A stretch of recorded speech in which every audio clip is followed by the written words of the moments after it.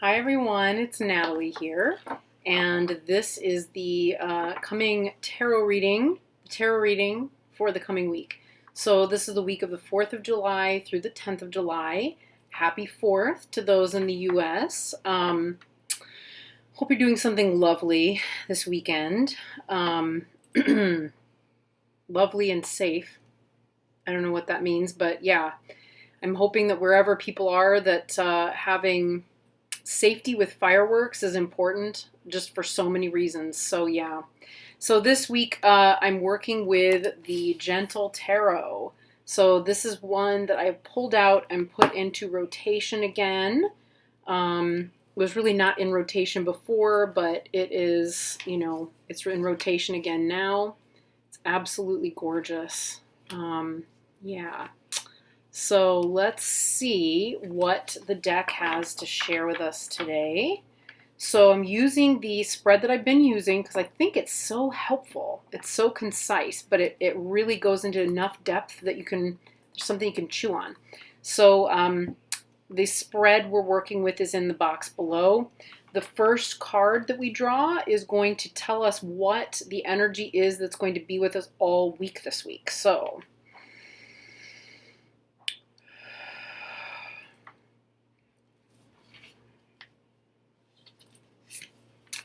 aha, the Five of Thunder. So, yikes. It kind of goes along really well with the mode divination for the week. Okay, so lots of thunder happening here. Lots of like humanoid beings with thunder and pointing them at waves or mountains. I mean, it's really kind of interesting how that's worked out. So the Five of Thunder, this is essentially very similar to the Five of Swords. So when we're looking at thunder, we're looking at swords, the difficulty is always with the mind, right? It's that looks like a little fox. The mind is being foxed, right? So sometimes we're so clever that, our minds get away from us. They get away from us and give us great challenges and negativity and conflict in ways that are avoidable if we can just recognize the process that's going on. So for some of us, we're just going to be more prone to this. For others, it will be, to that negative mindset and to the mind kind of running away with ideas until we catch it and go, wait a minute, stop taking my thunder and putting it up on top of that hill, right? For some of us, there's less of an ability to harness that when it comes up. Maybe we're not practiced at it. Maybe it's something that eludes us yet. So that's something to watch out for. It's something to watch out for.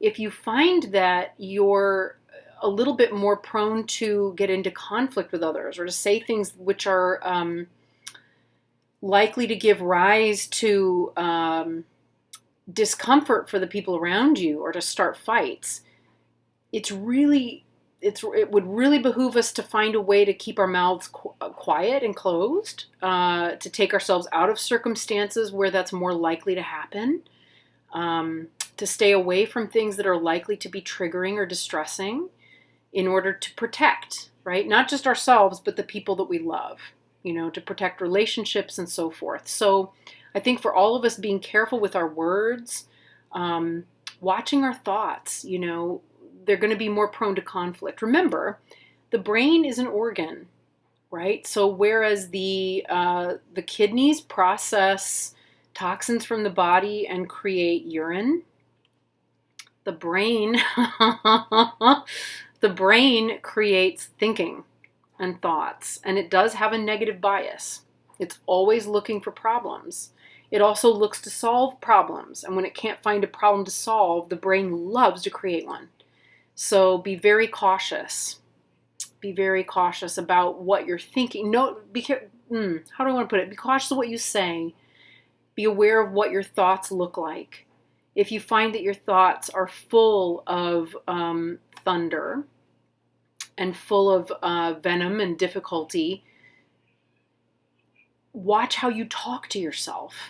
Are you speaking to yourself in a way that is really unkind, unfair, judgmental. If you're not sure, ask yourself whether you would speak to your best friend that way. Would you speak to your dog that way, right? Would you speak to somebody that you respect that way? If the answer is no, you have the power to shift it. You do. So shift it. Make that transition. You're the one in charge. You're the one in charge.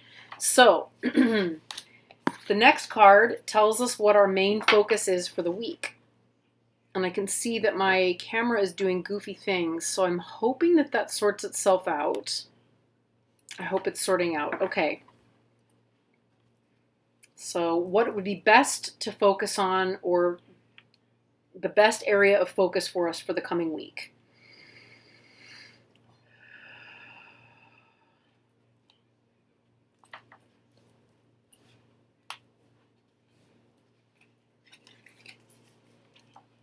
Ooh, okay. Oh my goodness. So if this looks familiar, there's a good reason for that. This resonates with the same position last week. So last week we had the the Ace of Bells, which is the same thing as the Ace of Thunder. So any new goals, keeping in mind that this is going to be in some parts where we are. And interestingly, potentially this Five of Thunder could also be about building goals and asking for help. Potentially, right? Working on goals and asking for help to accomplish them. However, this one is once again telling us to put our focus back on areas of importance. What are we trying to grow? What are we trying to learn? What are the things that we are attempting to start learning, start thinking, start doing? Yeah. So any goals that we might have that are related to, especially related to learning, education, maybe writing a book, writing the next book, etc. If you've got, this could be writer's block. This could be dissatisfaction. If you're a writer, this could be dissatisfaction with the writing process. This could be like the words are escaping you or running away from you. Issues with technology, find the way around it. Find the way around it. There's always a way to create your magic. You just have to find the way around difficult circumstances. Don't dwell on the circumstances, dwell on the goal. There's a Zen story that I remember from when I first learned the meditation technique that my Zen teachers were teaching us. And remembering I learned to meditate in different techniques and backgrounds at different moments in my life. But there was a story that they told about the kind of mind we want to have, right? The mind we want to have is not the mind that's like a dog, right? If you take a stick and you show the dog the stick and then you throw it, the dog will run after that stick. And the mind that's like the dog will run after the nearest thought that it attaches to or sees. We would really much rather have a mind that's like a tiger. If you hold a stick and you wave it at a tiger to try and distract it and throw the stick, the tiger's not watching the stick. The tiger's watching it who threw it.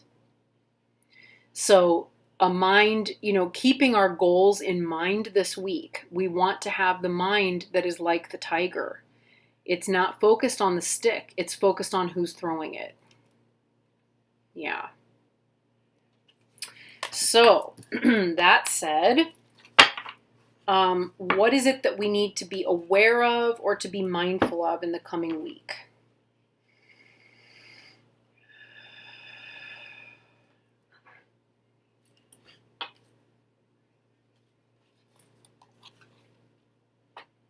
Oh, so again, isn't that fascinating? This is very harmonious with,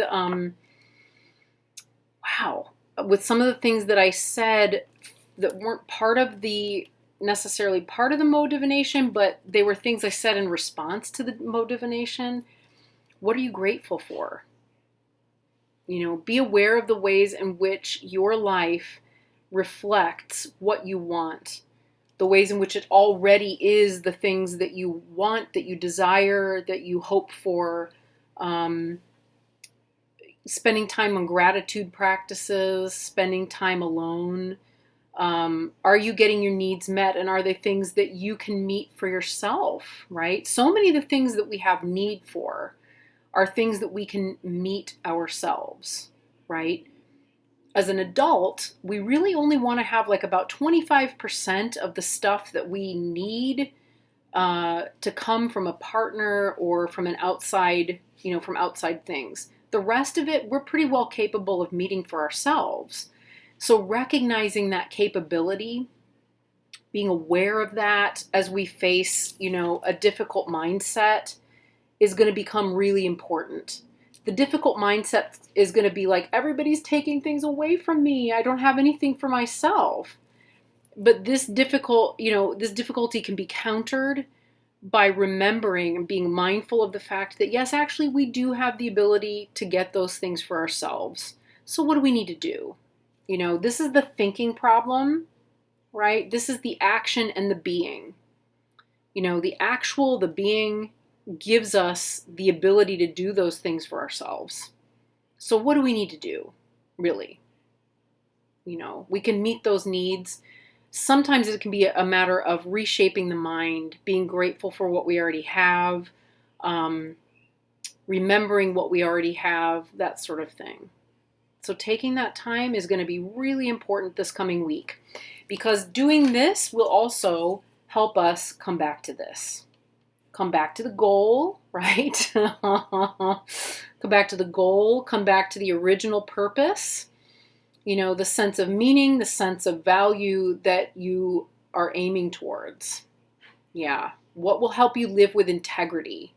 Remember, you have the rights, the ability to create that for yourself. Yeah. All right, folks, that's it. Yeah. I hope you have a wonderful week. I'm excited to hear how this works out for some of you. There were quite a lot of comments last week in the tarot reading that were really kind of awesome and elaborated on these ideas quite a bit. So let me know how that works out for you. And I can already see how it could work out for me already. There's so many ways. There's so many ways already. So have a wonderful, wonderful week, and I will see you again next time. Bye.